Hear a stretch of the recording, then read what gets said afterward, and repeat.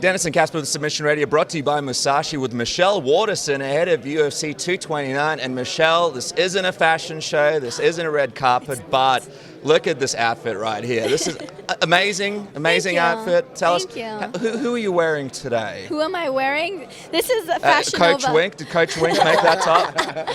This is Fashion Nova, and I think some Forever 21. Nice. I don't know. So, Nice. It's as a mom, it's kind of hard to get out and go shopping. So You don't have to tell us that twice. I do a lot of online shopping, and I just made sure to get extra small because right now I'm super skinny and my body fat's low, so I wanted to get a long sleeve so that I can stay warm. Do you have different wardrobes for when you're cutting weight versus the regular life? 100%. Either that or stretchy pants. Talk to us a little bit about the dance challenge video, because obviously that went viral. Yeah. It was a little bit late, but you and Holly Holm do a very good job. If we had to sort of put you on the spot right now, who do you think is the ultimate dancer between you and Holly? Oh my gosh. Because she was really going for it in that video, and I saw you kind of cracked up at the end, but I had to look at her face, and she was determined to make things serious. work. Yeah. That's what I was gonna say. If you're determining it on like facial expressions, I'd give it to me. Sure. But like actual moves, I'd give it to Holly. Yeah, she was in the zone there. We were just talking to Felice just before, and she was talking about the journey that you guys had. Obviously, you were on the reality show together. You've known each other for quite some time. She brought up the fact that she had tried to fight you previously, and it didn't quite pan out. She sort of alluded to the fact that you were almost sort of ducking her, giving her different weight classes. Can you give us some background into what was going on? Apparently, there was one weight class, then it went down to a lower weight class, then it went down to like 107 or something crazy. Well, I've never ducked her. I used to fight at 105, and she's always fought at strawweight, which is 115. I think on the show she might have fought at 113. But yes, we were supposed to fight, and then I made the business decision to fight Paige instead, and it's just a smart business decision on my end.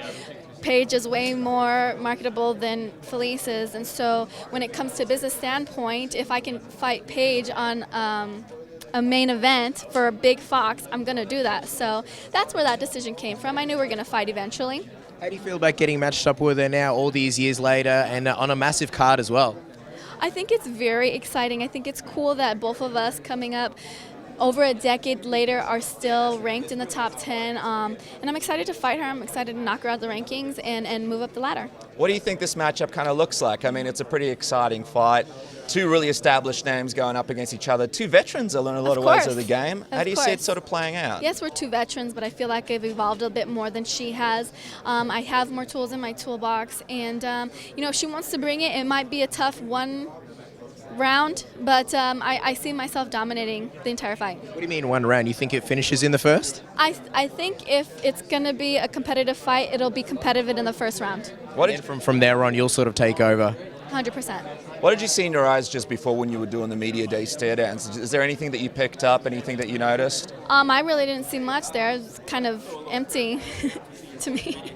You mentioned before how you wanted to knock her out of the rankings. I'm sensing that's a bit of an incentive for you. Why is that? That should be incentive for every fighter. Knock them out of the rankings and move up yourself, right? Let's talk about your training for this fight. We were talking to Coach Wink. He was talking about your gym. Obviously, you've got a gym now. How do you balance your training between your gym and Coach Jackson Wink? How does it all work going into this fight? The big reason behind building a gym at my home is because we have a daughter, and after picking her up from school and having to do homework with her and get dinner ready, it's just too much to commute back to the gym and trying to tuck her into bed. Would giving her dinner at Jackson Wink be an option, or John Jones cooking something up in the back? We've done it before every now and then, but that's just it, is the convenience. So nothing has really changed other than the fact that it's a bit more convenient for me when I want to do training late at night and on the weekends. In the mornings, I'm always there at Jackson Wink. I'm training with Coach Wink, training with Coach Jackson, Coach Joey Villaseñor, and all the same guys that have always been in my corner since day one. Just while you're talking about guys in your corner, what do you think about from sort of an outside perspective of all this situation between Jackson Winklejohn and, Coach Wink and Donald Cerrone? I'm sure you knew we were going to ask that. Of course. It's between them. They're both grown men, and I love and respect both of them. I wouldn't be here if it wasn't for Donald. He's the one that introduced me to Coach Wink and Coach Jackson. And how did that happen, by the way? Because Donald trained in Colorado when I was a fighter out there, and he kind of took me under his wing and trained me and cornered me for a lot of my amateur fights as a fighter out there in Colorado. And he was the one that told me to move out to Albuquerque and see how I would fare out there. Is it a little bit weird now that you don't get to see both of them at the gym at the same time? No, you know, Donald Donald does his own thing. Donald's always going to be Donald, and like I said, I wouldn't be here today if it wasn't for Donald. But same goes with Coach Wink. He's been in my corner for almost over a decade, and I'm sure that the two of them will sort out their beef eventually. You know, time will heal all wounds. Well, let's get a prediction from you before we wrap up. I know you spoke about the matchup, but if you had to sort of pick one round and the way that it finishes this weekend, how do you think it goes down? I'd like to finish her in the first round via stand-up.